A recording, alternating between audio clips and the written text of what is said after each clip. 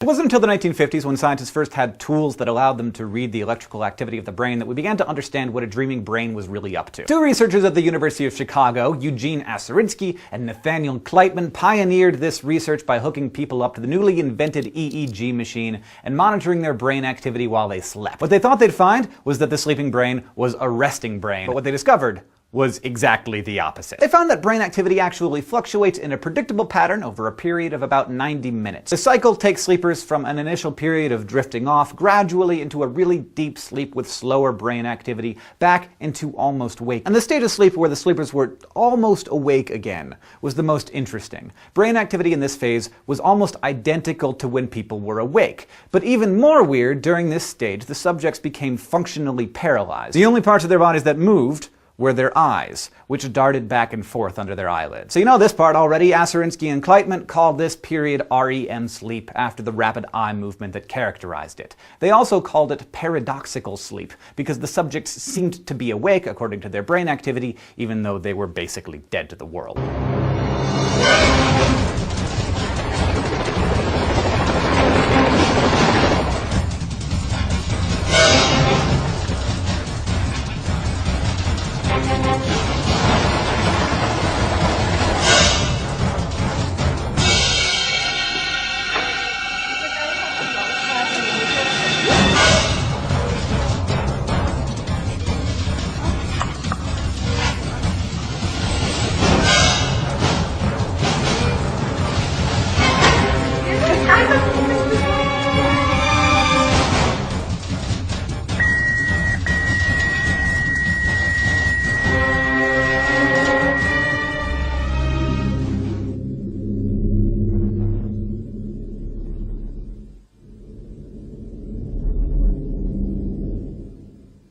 Everyday people, like you and me, living their lives one minute, and the next they lay dying, having never known or believed the message of salvation.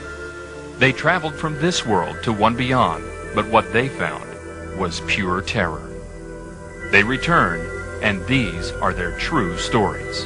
It's very easy to be an atheist when you're successful, but it's very difficult to be an atheist when you're laying on your deathbed.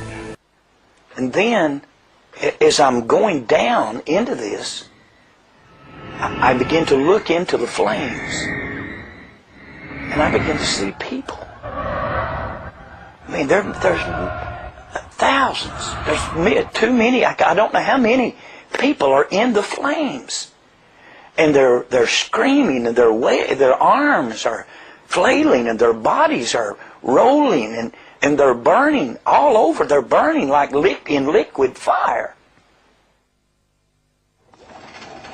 But what exactly is an NDE experience, medically speaking? As the name NDE implies, these people have some event in which they are severely physically compromised. Generally, there's a severe physical malady that occurs suddenly, or at the end of a chronic illness. NDEs are often associated with cessation of heart function and cessation of breathing function, or very often both. As a consequence of that, within 10 seconds following cessation of heart function, blood stops flowing in the brain, and the EEG, which measures the electrical brain activity, goes flat, implying that there is no electrical activity in the brain. Given that when you stop breathing and your heart stops, and given that 10 seconds after that the EEG, the measure of electrical brain activity, goes absolutely flat, it's medically inexplicable that near-death experiencers are having a conscious experience. For years, however, some medical researchers have dismissed the NDE phenomenon as hallucinations caused by the dying body releasing a chemical cocktail as a means of defense against the pain and shock of impending death. That theory was dented in 1984 by an extraordinary medical emergency in the American West Coast city of Seattle. Maria, a migrant worker from Eastern Europe, was rushed to hospital after she collapsed at a friend's home. In the ICU, a medical team tried to stabilize her condition without success. Her heart stopped beating. Maria's body was lifeless for several minutes, but the doctors kept on trying to bring her back to life. Then they suddenly realized that the heart monitor showed some life. Maria was supposed to be dead. Maria came back to life and immediately told an amazing story. She saw everything while she left her body. She could see the medical team working on her.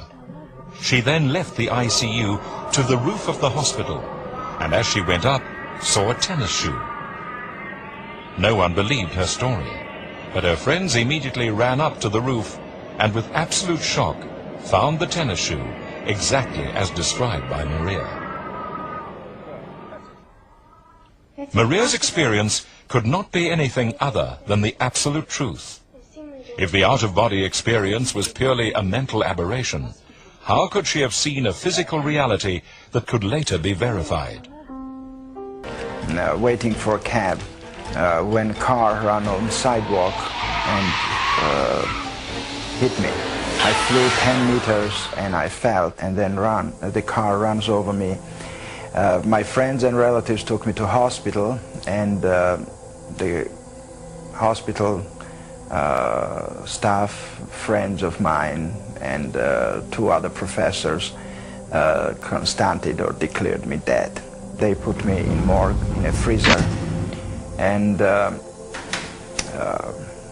3 days later they took me out on Monday. It was Friday night, and on Monday morning they began my autopsy.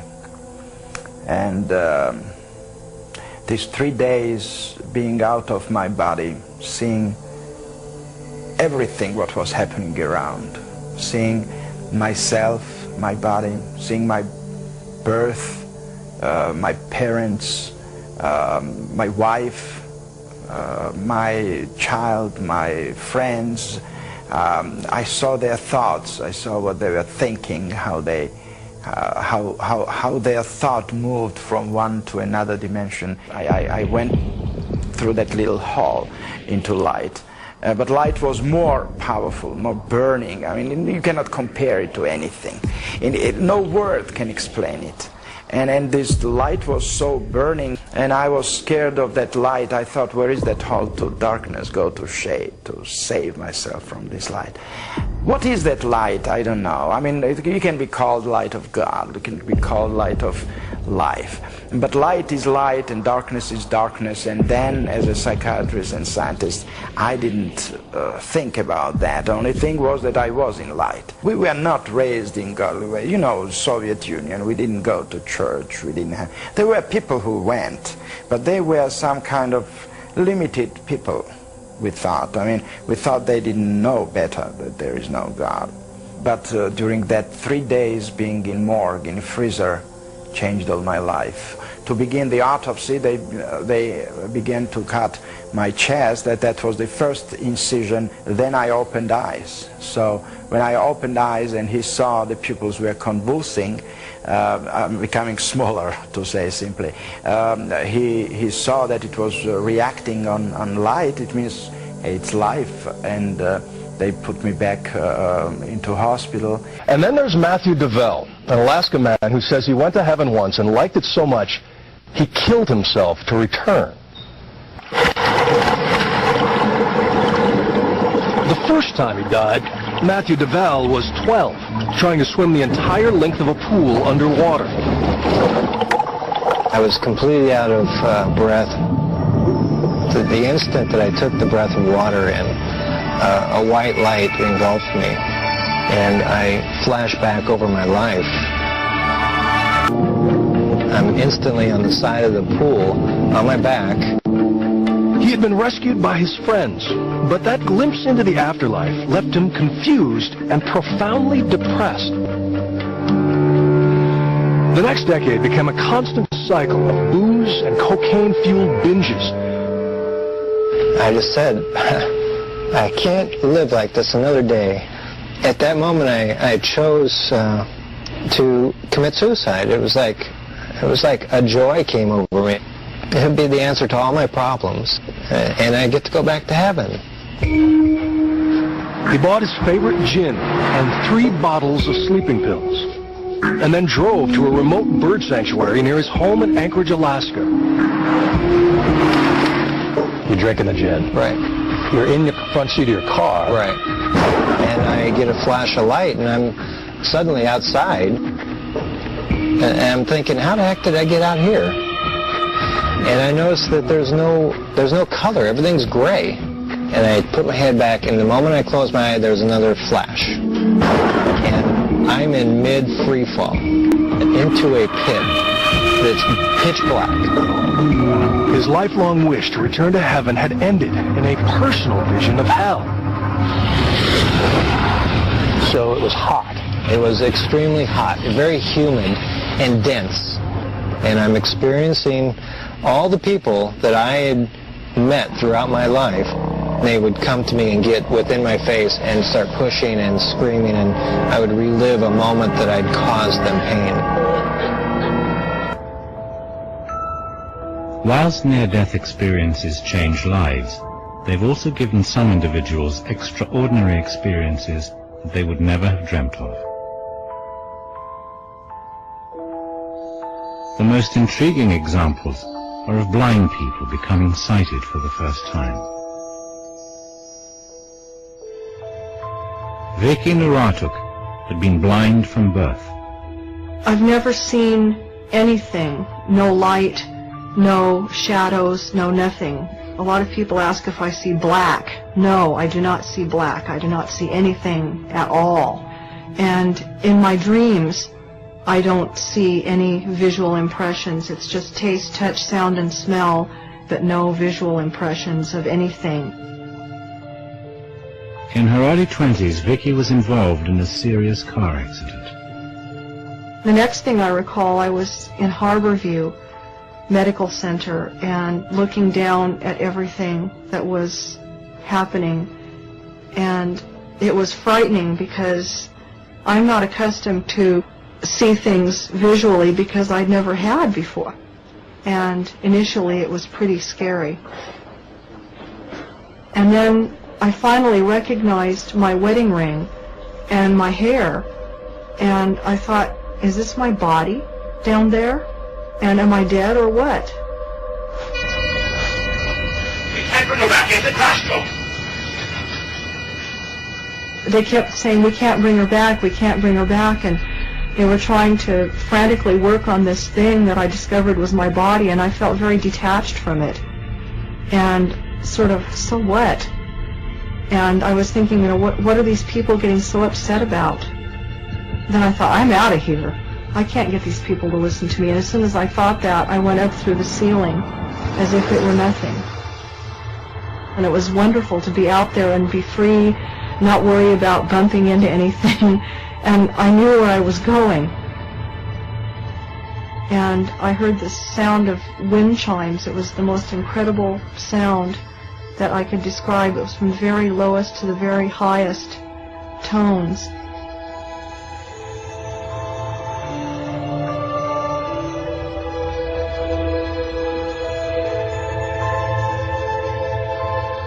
As I was approaching this area, there were trees and there were birds and quite a few people, but they were all like made out of light. And I could see, and it was incredible, really beautiful, and I was overwhelmed by that experience because I couldn't really imagine what light was like. It's still... And then I was sent back, and then I went back into my body, and it was excruciatingly painful and very heavy, and I remember feeling very sick. I was also using recreation drugs, but primarily alcohol was my drug of choice. And I totally was out of control.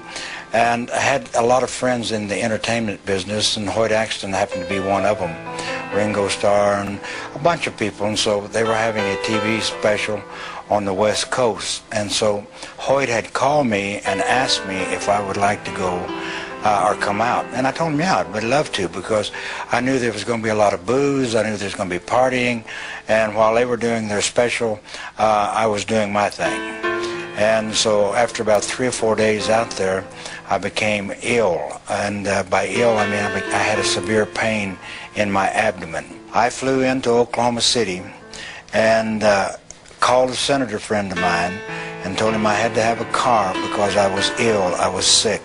So they sent a car and they took me home, and I checked into the hospital at Wadley Hospital in Texarkana in February of 1975.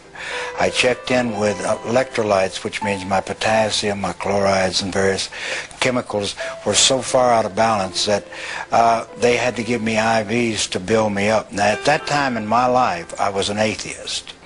I was a hardcore atheist and was living for myself. Atheists are self-centered and they live for themselves. And this is where I found myself in 1975 in the hospital, and they took 3 days and then they operated me. And when they operated me, I found myself in intensive care. I woke up on a respirator, which means they were breathing for me. I couldn't speak, but I had been laying there in a coma, and I had heard these people talk about how sick I was and how I was going to die and how I wouldn't get out of the hospital.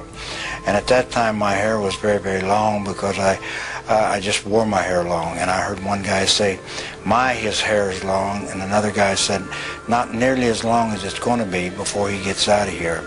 And a third voice said, he's not going to get out of here, he's going to die. And that night, see, I had him go for Ron, but Ron wasn't home. Ron was in Alabama. And so I had him go and send for Ron, and that night was the longest night that I've ever had in my entire life, before or since.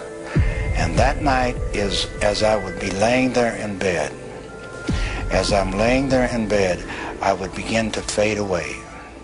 I would begin to fade away, and as I would fade away, I would begin to go down. Now, it was like darkness. It was so dark. It was like the very darkness just penetrated into your very, very being. And as I left, and I can tell you I left my body because I remember when I came back into my body. You know, I don't know where I was out of my body. Now, there are people that talk about a light. There are people that talk about floating above. There are people that talk about a feeling of warmth and love. I didn't feel any of that. I felt none of that. I felt untold terror. Untold terror.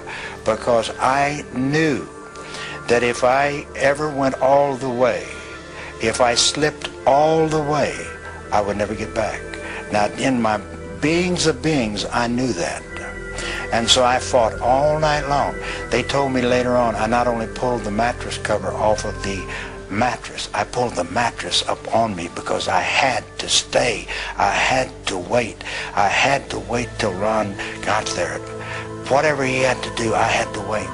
But I would, again, and then I would leave, and I would be going down like a deep, deep, dark terror. Now, my skin began to get cold. Now, it's not like cold when you walk out into the air. It's like bone chilling cold in my lower extremities. And you can feel the coldness begin to come up the legs. And again, I would begin to leave. Now, and I would be in that darkness, and I'd be in that void. And I remember one time entering back in my body, because when I entered my body, it was like, just like that. I felt my body thud. My physical body thud when I entered back in. Now, believe me, that is the most horrifying, terrifying experience that I've ever encountered. I had just hit him, knocked him down, and he fell into a stack of bottles. The bottles bursted, and immediately he leaped up with a broken bottle and began to stab at me.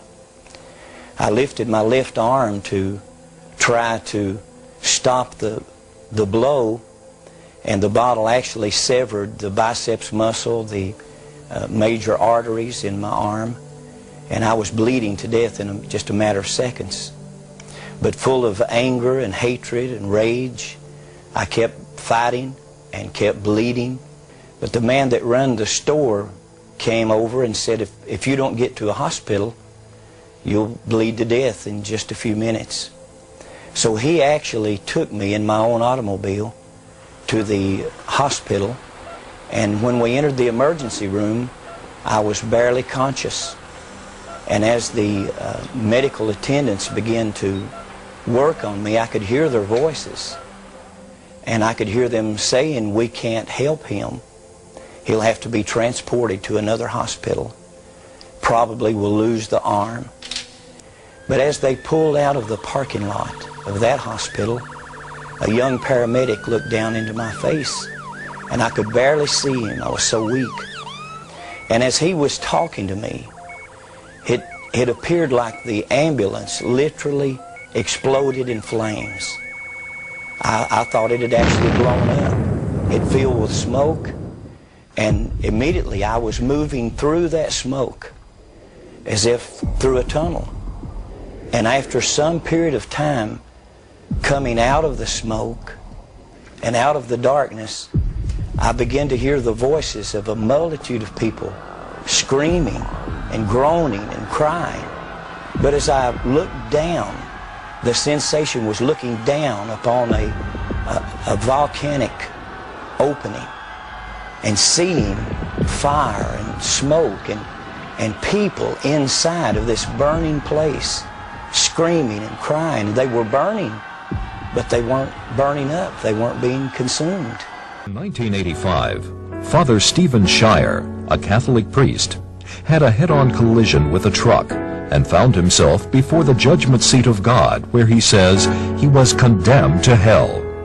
I was a 38-year-old college professor, and I taught art, and I had taken a group of students and my wife, and we had gone around Europe, and we had just done a 3-week tour, and this was the next to the last day. And we were in Paris, and at 11 o'clock in the morning I had a perforation of my stomach. When this happened, the pain was the most acute pain I'd ever experienced in my life, and it just dropped me right down to the ground. And so I'm twisting and kicking and moaning and screaming and yelling around on the floor, and my wife called the desk, and they called an emergency service. A doctor came, and he called an ambulance because he knew what was wrong, and they took me about 8 miles across town to the public hospital, to the General Hospital of Paris, where I was taken into emergency, examined by 2 more doctors who knew exactly what was wrong with me, and then they took me away to the surgery hospital, which was a couple blocks away. And I was parked there because there wasn't any surgeon available to do the surgery. And so there I lay for